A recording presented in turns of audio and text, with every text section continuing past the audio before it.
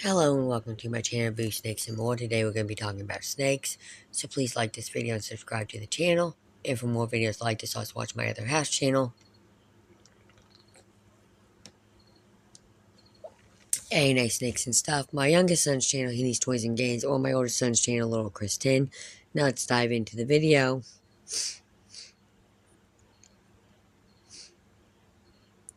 Snakes, suborder serpents.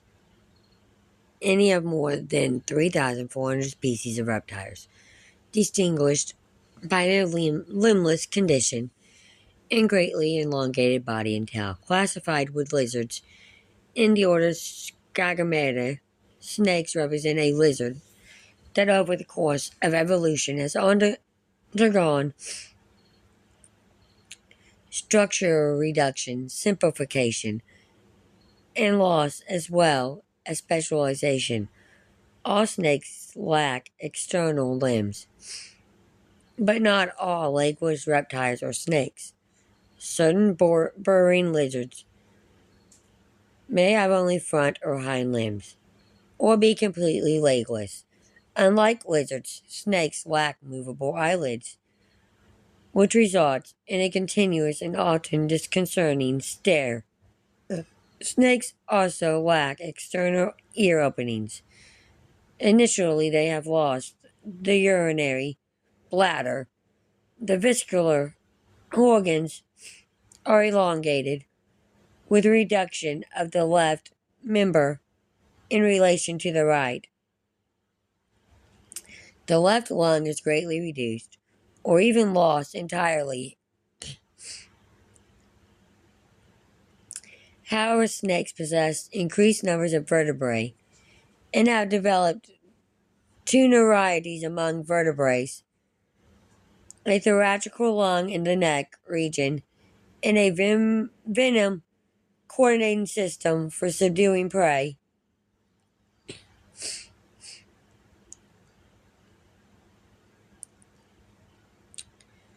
Snakes are thought to have evolved from terrestrial lizards as early as the Middle Jurassic epoch, 1.74.1 million to 163.5 million years ago. The oldest known fossil snake, Araphis underwoodi, was a small snake that lived in southern England about 167 million years ago.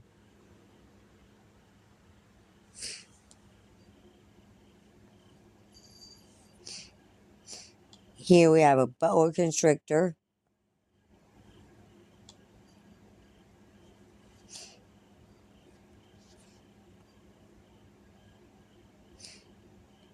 and a European viper or common adder.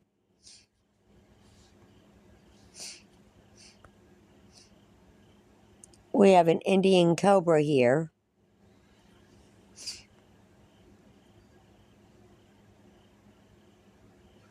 A green tree snake, an eastern mud snake, an eastern king snake, an eastern diamondback rattlesnake, a midland water snake,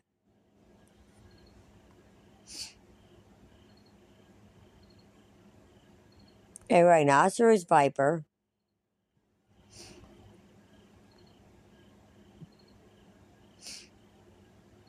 a yellow-bellied sea snake,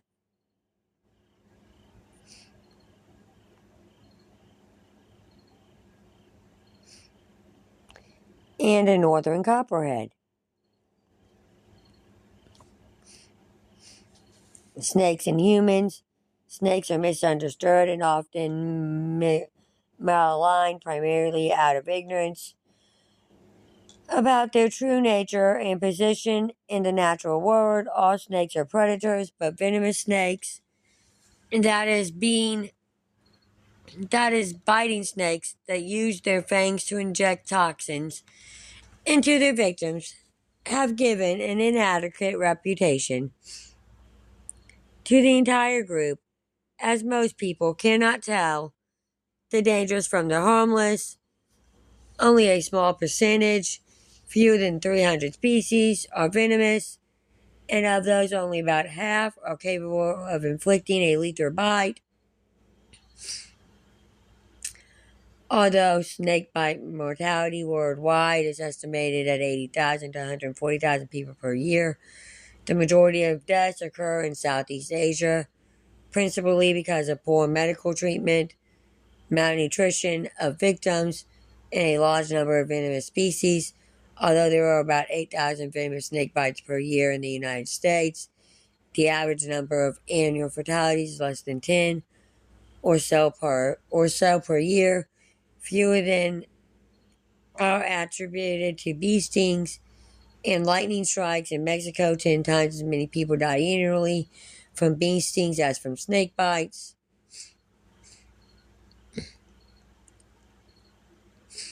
Snakes can control the amount of venom they inject and may bite aggressively for food or defensively for protection.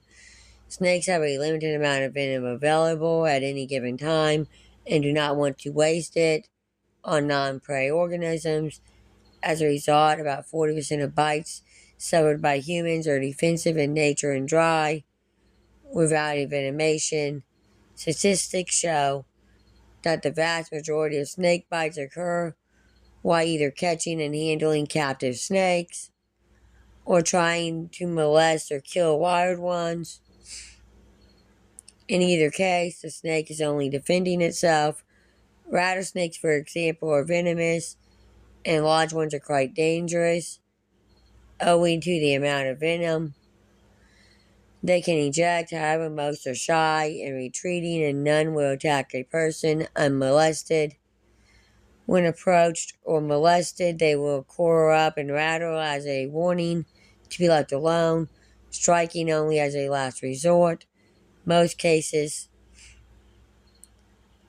of reported snake attack are based upon encroachment by a person onto the snake's territory, which makes it feel trapped or concerned, or provocation of a snake during the breeding season. Even in these scenarios, only two snakes have a reputation as dangerous aggressors, the black mamba of Africa and the king cobra of Southeast Asia. Nevertheless, snakes are inoffensive under the vast majority of circumstances. People are rarely indifferent about them, generally exhibiting emotions that range from religious awe to superstitious dread to repulsion and uncomfortable fear. It is interesting to note that although most people profess to fear or hate snakes, one of the most visited areas of any zoo is the snake house, proof that snakes are mysterious and fascinating, even if they are loathed, given their exquisite colors, patterns, and graceful movements. As they crawl, swim, or climb, some snakes can be considered among the most beautiful animals. There's a garter snake.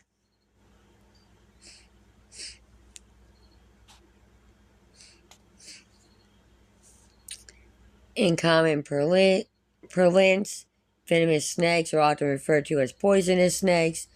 This phrase is not technically correct because the term poisonous not only applies to organisms that unload their toxins when another organism consumes them. Very few snakes are truly poisonous.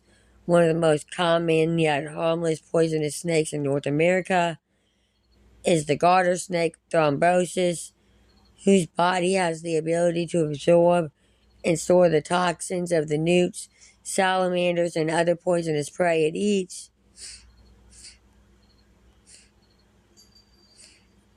Nearly every culture since prehistoric times, including various present-day cultures, has worshipped, reverenced, or feared snakes. Serpent worship is one of the earliest forms of variation, with some carvings dating to 10,000 BCE. Although Satan is depicted as a serpent in the biblical account of the creation, snakes are revered by most societies. A vast global compendium of superstition and mythologies about snakes have sprung up. Many stream from the snake's biological peculiarities. Their ability to shed their skin is associated with immortality. Their ever open eyes represent omniscience. Their perpetuity of sudden appearance and disappearance eludes snakes with magic and ghost. A prolifical resemblance embodies perceptive powers and the ability to kill with a single bite engenders fear of any snake-like creature.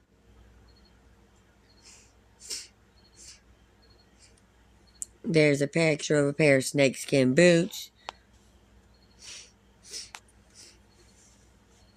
The hides of 6 snake species, especially pythons and wart snakes, are commonly bought and sold in the skin trade.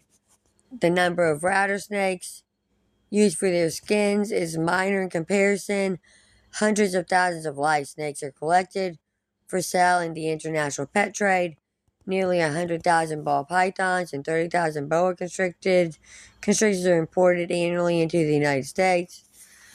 The removal of such enormous numbers from the wild threatens the survival of these species, and many snake populations are in decline as a result of capture and habitat destruction. The release of non-native pet snakes into the wild has also led to the introduction of several invasive species, including the Burmese pythons, that have devastated small mammal populations in the Florida Everglades.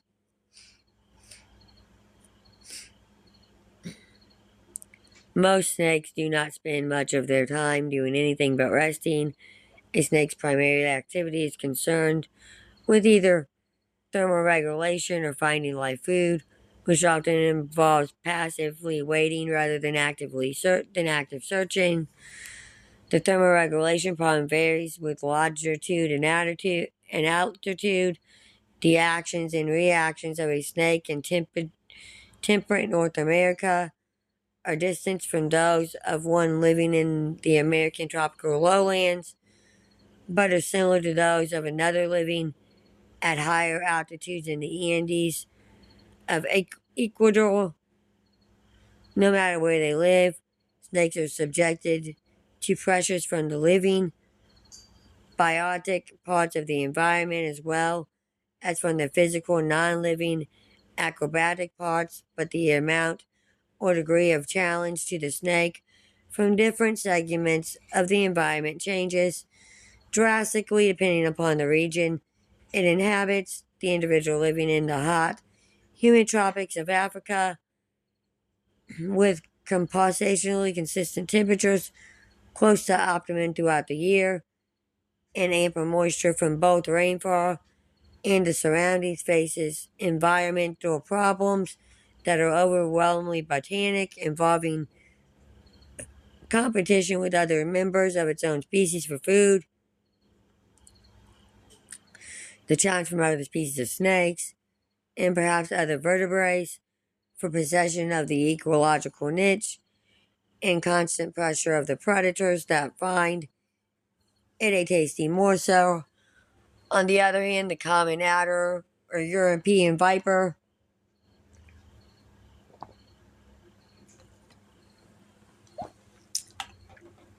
living north of the Arctic Circle in Europe, is the only snake present in the area and lives particularly unchallenged in its niche. However, its survival, if challenged continuously by its physical environment and death from overheating, freezing, or dehydration, is a repetitive threat. These differences between animals from different parts of the world are reflected in their life histories, and it is never possible nor legitimate to speak of the life history of the snake unless one speaks of only a single region or species.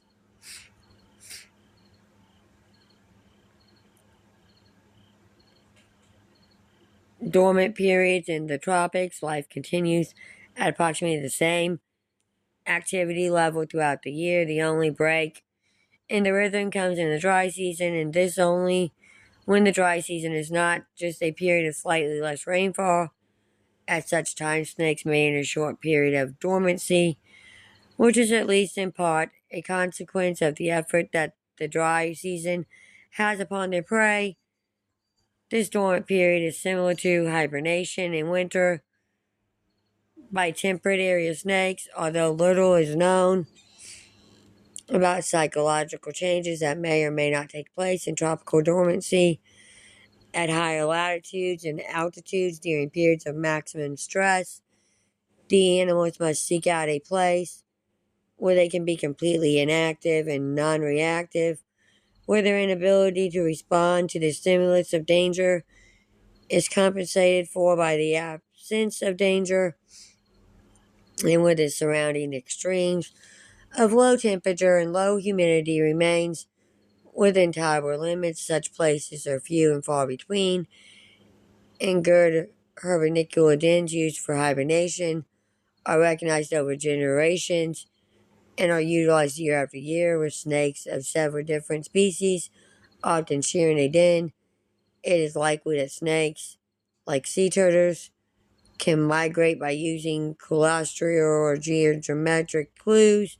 Scent trails, most commonly laid down by females during the breeding season, are also used.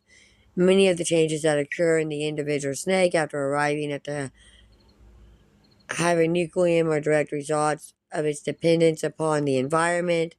As the body cools, the heartbeat and respiration slow almost to a stop, and there is no muscular activity, little digestion, and no deification. Psychological changes that are not correlated with or responsive to the surroundings also take place, but not to a degree comparable to those occurring in a hibernating manner, and there is no alarm system to stir the snake into activity if a tolerance limit is passed. In such a case, the snake simply dies. At the end of the cold season, the snake is totally dependent upon the changes in its surroundings to bring it back to activity. It cannot rouse itself. The stimuli are felt by all almost simultaneously, and snakes emerge by the dozens or even by the hundreds from some denning places. In some species, copopulation takes place immediately after each of the sun's rays have been absorbed to permit the development of an interest in the surroundings. In others, copulation is the final act before entering hibernation, and the sperm remains dormant in the hibernating female. Fertilization of the egg can take place immediately after conception, but in at least some species, the female can store the sperm for several years, using them to fertilize successive hatches of eggs. Thank you for watching this video, and peace out to the next one.